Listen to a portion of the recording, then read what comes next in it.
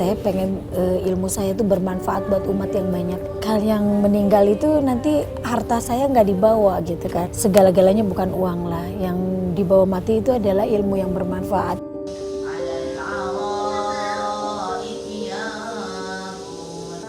Beliau adalah seorang ibu aktivis pendakwah, juga pengusaha yang sukses. Saya tahu beliau juga mengurus beberapa anak yatim, memberikan beasiswa. Mudah-mudahan ini menjadi contoh bagi wanita-wanita muslimah lainnya. Apa-apa, kalau kesahnya sama Allah, jangan sama orang.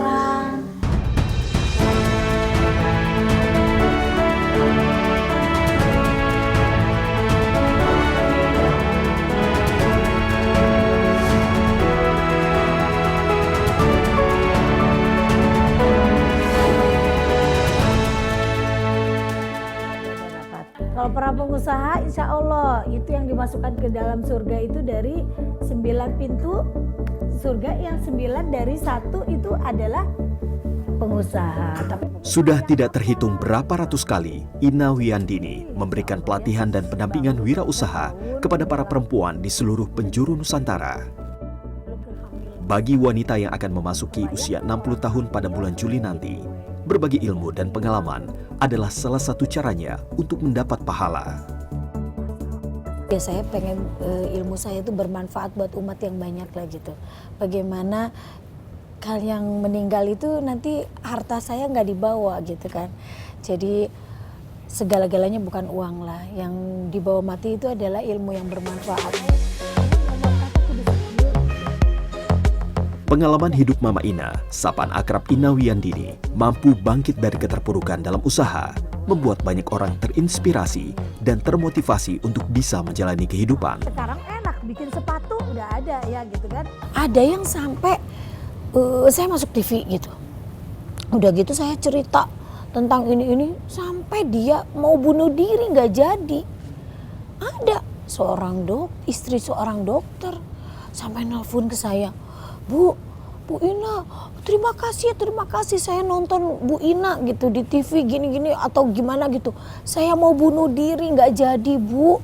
Ngelihat ibu, ya Allah, ibu perjuangannya kayak begitu. Saya baru di tempat begini aja saya udah ini. Kalau saya kan dari mulai bangkrut dulu.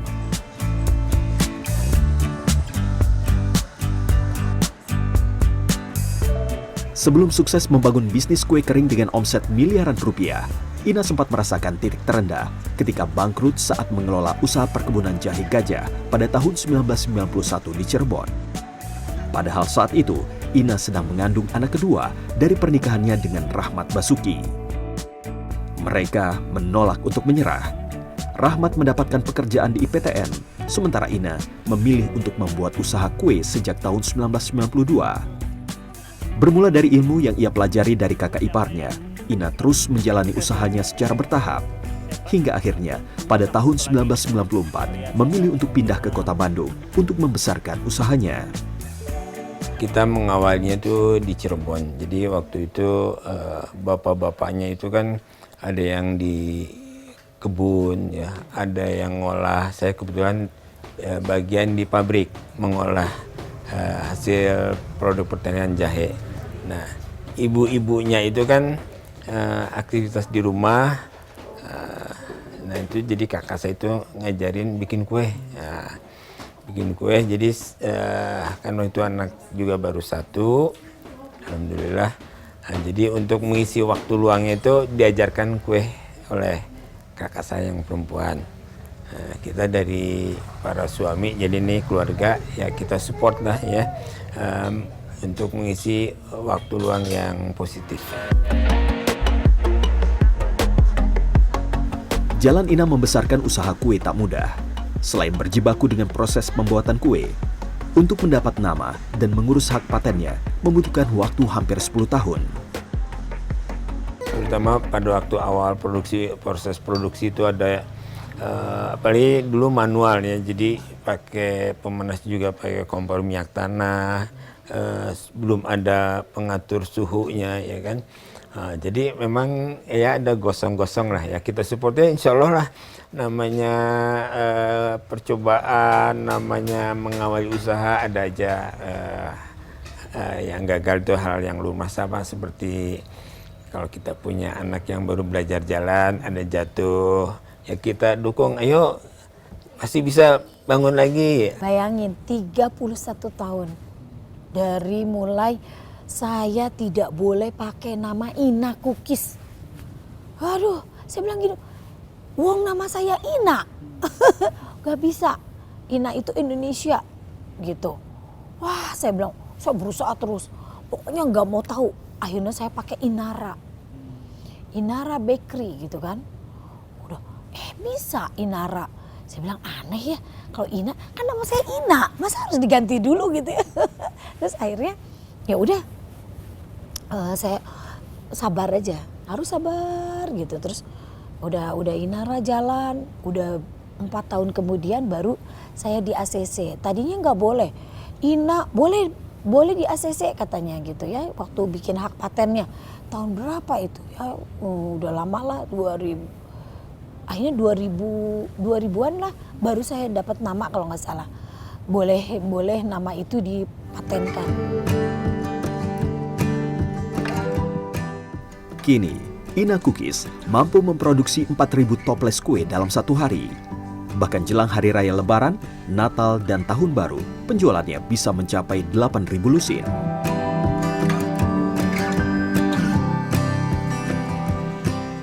Kini Ina fokus pada kegiatan berbagi ilmu dan kegiatan sosial lainnya. Operasional perusahaan sudah diserahkan kepada ketiga anak Ina dan suaminya Rahmat. Sebetulnya ya kita sering sih sebetulnya bilang bahwa udah deh saatnya istirahat biar anak-anaknya yang meneruskan perjuangan untuk membesarkan usaha gitu kan. Tinggal main aja sama cucu-cucu ya gitu. Jadi mama tuh banyak banget kenalannya gitu, sampai-sampai kalau di sekolah anak pun lebih kenalnya sama mama gitu daripada sama kita tuh ya. Jadi kalau kemana-mana, oh anaknya mama Ina gitu, kayak lebih terkenal gitu. Terus kalau misalnya kita mau ngatur jadwal pergi juga harus cocokinnya malah sama jadwal mama gitu. Jadi yang lebih sibuk adalah mama Ina gitu. Jadi kalau mau ngelarang pun kayaknya mama tuh banyak kegiatan sosial juga kan. Jadi kayak mensupport sih.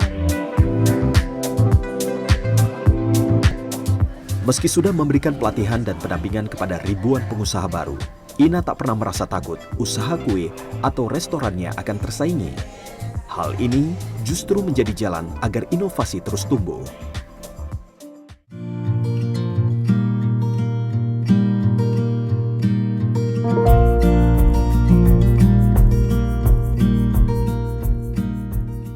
Alhamdulillah dari pertama ngontrak sampai sekarang udah punya rumah, dikasih tanah, ya dapat hadiah dompet, apalagi udah motor, udah segala. Alhamdulillahnya sampai diumrohin, ya, diumroh sama Bu Ina keluarganya gitu.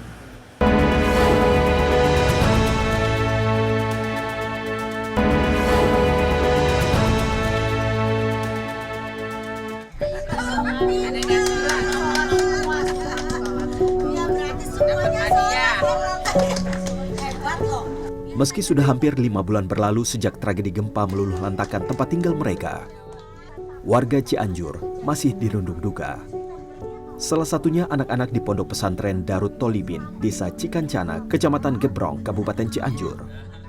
Selain rumah, bangunan tempat mereka beribadah dan belajar rusak, sehingga kini harus mengungsi ke tenda dan hunian sementara.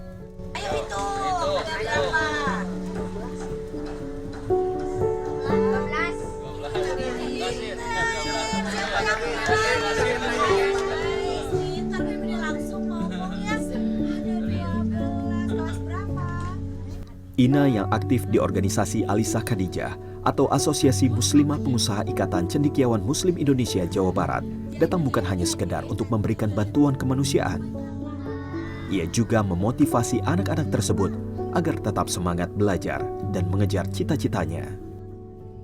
Bagi Ina dan kawan-kawannya di Alisa Khadijah, menyisihkan sebagian harta bagi mereka yang membutuhkan merupakan kewajiban. Ina pun tak pernah menghitung berapa yang ia keluarkan selama ini. Pokoknya kita tangan di atas aja. jangan katakan bahwa saya tidak punya uang gini ini segala macam, enggak. Beri aja. Jangan dinanti-nanti. Misalnya, oh nanti aja puasa. Totalnya kita nggak ada umur pas puasa, bener nggak? Akhirnya ya udah, kalau mau berbagi ya sekarang aja.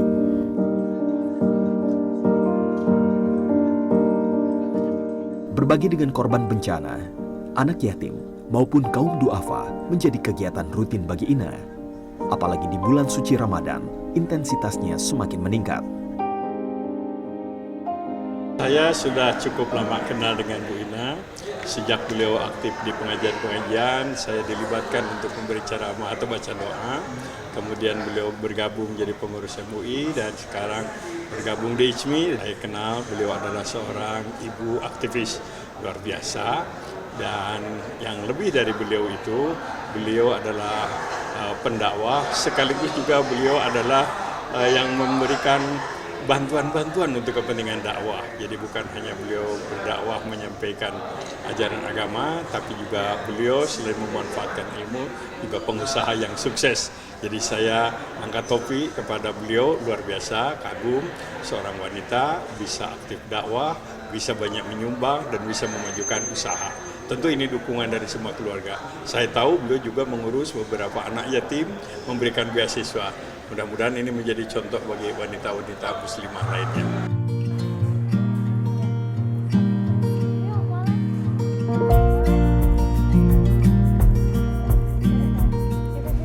Selain dikenal ringan tangan terhadap masyarakat umum, Ina juga tak lupa untuk membahagiakan karyawannya. Ratusan hadiah sudah diberikan, terutama kepada mereka yang setia mendampinginya dalam jatuh bangun perusahaan. Ya dari pertama ngontrak sampai sekarang udah punya rumah, dikasih tanah, ya dapat hadiah, dompet, apalagi udah motor, udah segala. Alhamdulillahnya sampai diumrohin, ya, diumroh sama Bu Ina keluarganya gitu. Jadi terbaik lah, nggak bisa dibilang lagi. Sultanan Nasira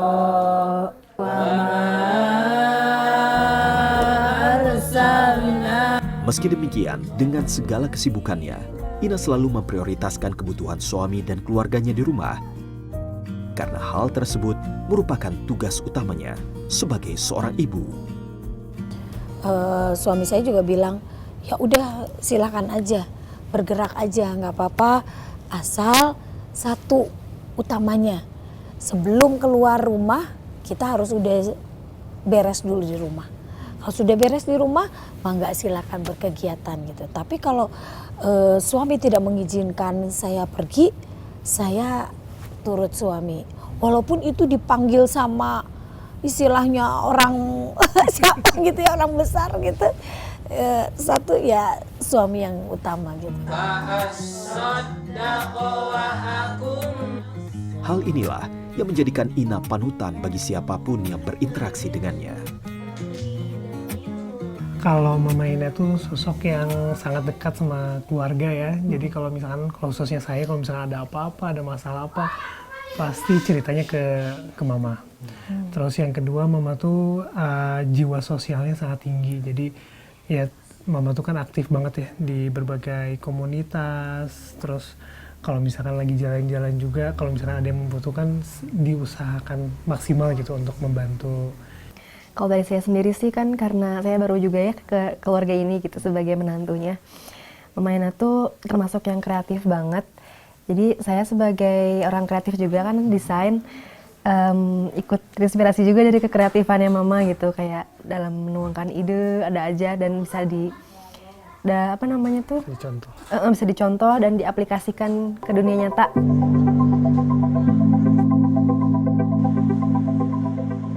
Bagi Ina, hidupnya adalah untuk beramal. Ia berharap jika suatu saat Allah memanggil dirinya, ia wafat dalam keadaan sedang berbagi. Walaupun anak-anak juga udah bilang gini, Mama di rumah. Mama udah sekarang bagian Mama menikmati gitu, menikmati hasil mama jeripaya yang 31 tahun yang lalu. Saya bilang nggak mau, hidup saya pengen bermanfaat buat umat. Saya nggak tahu meninggalnya kapan. Saya pengennya di waktu saat saya meninggal, dalam saya sedang berbagi gitu sama orang, saya bisa bermanfaat buat umat.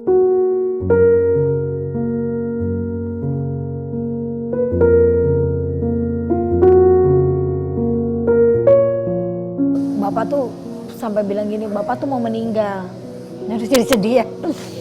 Bapak tuh mau meninggal, tapi pengen membawa amalan-amalan yang dibawa mati itu apa? Ya itu adalah mempunyai pondok pesantren yang betul-betul mendalami Al-Quran gitu. Karena Bapak sebelum meninggal juga pesannya hanya itu aja. Coba kamu anak-anak tuh Al-Quran jangan ditinggalkan.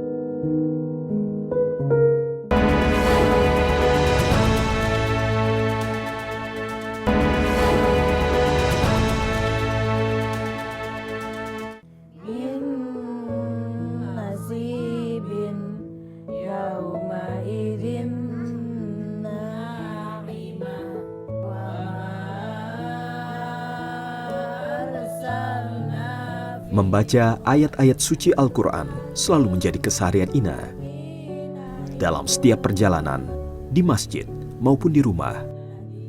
3 hari dalam sepekan, Ina dan Rahmat akan berkumpul bersama anak dan cucunya untuk sama-sama membaca Al-Quran dengan bimbingan seorang ustadz yang telah hafal Quran dan memiliki kemampuan membaca Quran yang mumpuni.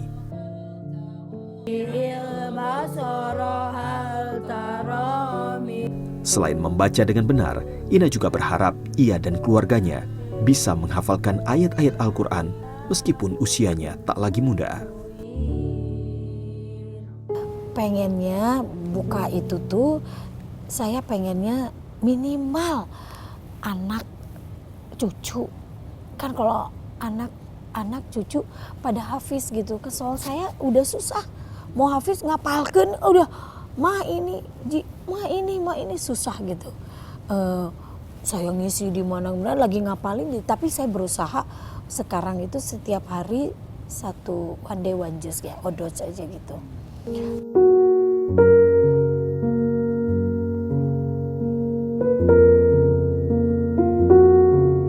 Kecintaannya kepada Al-Quran serta keinginan orang tuanya sebelum meninggal dunia membuat Ina membangun sebuah pondok tahfiz Quran yang diberi nama Juz Koki. Nama ini diambil dari filosofi yang diajarkan orang tuanya dahulu, yakni jujur, ulet, sabar, komunikasi, komitmen, dan ikhlas. Makanya pertahan. Bapak tuh sampai bilang gini, Bapak tuh mau meninggal. Harus jadi sedih ya. Bapak tuh mau meninggal, tapi pengen membawa amalan-amalan yang dibawa mati itu apa? Ya itu adalah mempunyai pondok. Mempunyai pondok pesantren yang betul-betul mendalami Al-Quran gitu. Karena Bapak sebelum meninggal juga pesannya hanya itu aja. Coba kamu anak-anak tuh Al-Quran jangan ditinggalkan. Walaupun dalam jangka waktu 1 hari pun pokoknya harus membaca Al-Quran.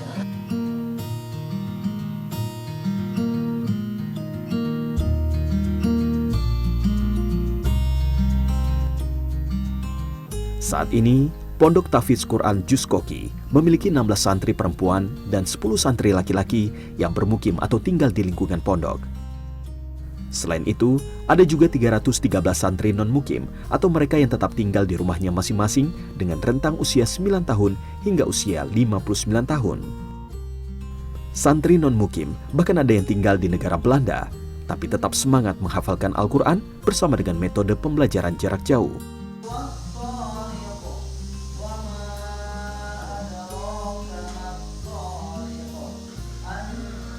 Muhammad Ilyas adalah salah satu santri mukim yang belajar di PTQ Juz Koki. Pemuda asal Garut ini bercerita bahwa ia ingin memberikan banyak manfaat bagi keluarga dan masyarakat saat memutuskan untuk menjadi seorang penghafal Al-Quran. Tadi yang pertama ya, tadi yang kedua tentunya untuk membekali diri sendiri, untuk lalu untuk memberikan mahkota kepada orang tua sehingga bisa memberikan syafaat ke beberapa orang, lalu bisa menjadi orang yang bermanfaat juga bagi sekitar, terutama bagi Bu Ina sendiri.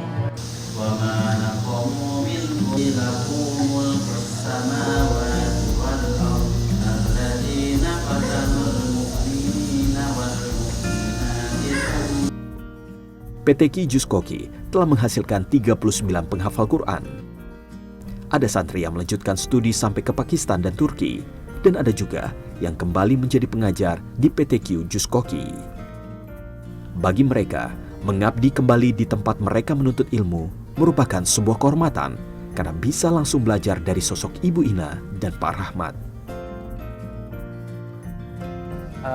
Mereka berdua itu adalah orang yang baik, ya, dan juga kalau kita gitu ya, orang baik, misalnya kita melihat orang yang baik itu kan ada dua ya, ada orang yang baik dengan didasari dengan mungkin keikhlasan yang kadar keikhlasan yang sangat tinggi.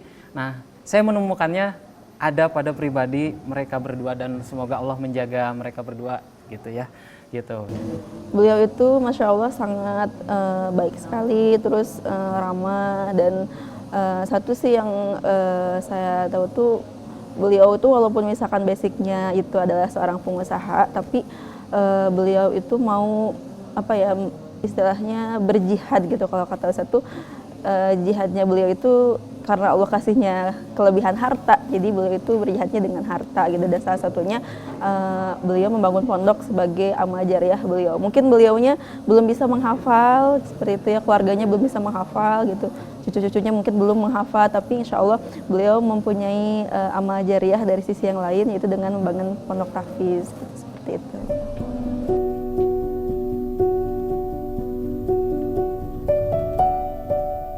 PT Ki Jus Koki memang tak menerima banyak santri dan santriwati mukim. Namun mereka yang terpilih masuk sebagai penghafal di sini diharapkan mampu membuktikan dirinya di masyarakat kelak. Bagi Ina, kualitas penghafal Quran lebih penting dari sekedar kuantitas. Menghasilkan orang-orang yang betul-betul mutiara. Gitu. Bagaimana sih? Bukan asal banyaknya, tapi kita benar-benar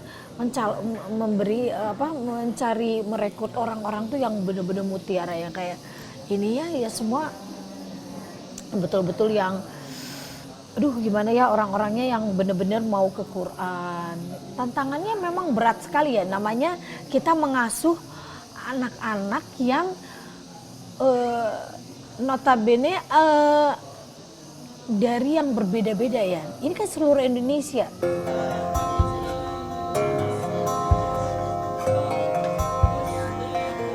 Ina belajar bahwa harta yang dimilikinya di dunia tak sebanding dengan hafalan Al-Quran mereka. Ia senantiasa sujud syukur ketika mewisuda anak-anak yang telah menyelesaikan pendidikannya di PT Ki Jus Koki. Saya merasakan tuh bahwa dunia ini kecil. Selagi anak-anak ini hafiz gitu, bangganya luar biasa. Perasaan saya jadi harta itu nggak ada lah, kecil lah gitu. Harta tuh kan nggak dibawa mati gitu, jadi perasaan ya udahlah, harta mah nggak ada apa-apanya dibanding dengan penghafal Al-Quran ini. Bagi saya penghafal Al-Quran ini adalah harta yang terbesar. Jadi tiap ada yang hafiz, Masya Allah, saya sujud syukurnya luar biasa gitu. Bagaikan mendapatkan rezeki yang luar biasa gitu.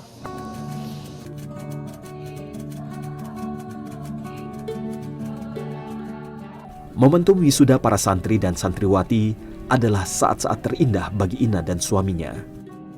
Mereka bisa melihat raut-raut bahagia dan bangga dari para orang tua yang datang dari seluruh penjuru tanah air. Bukan hanya biaya pendidikan di PT Ki Jus Koki yang digratiskan, biaya transportasi dan akomodasi semua orang tua santri dan santriwati juga ditanggung oleh Ina dan keluarganya.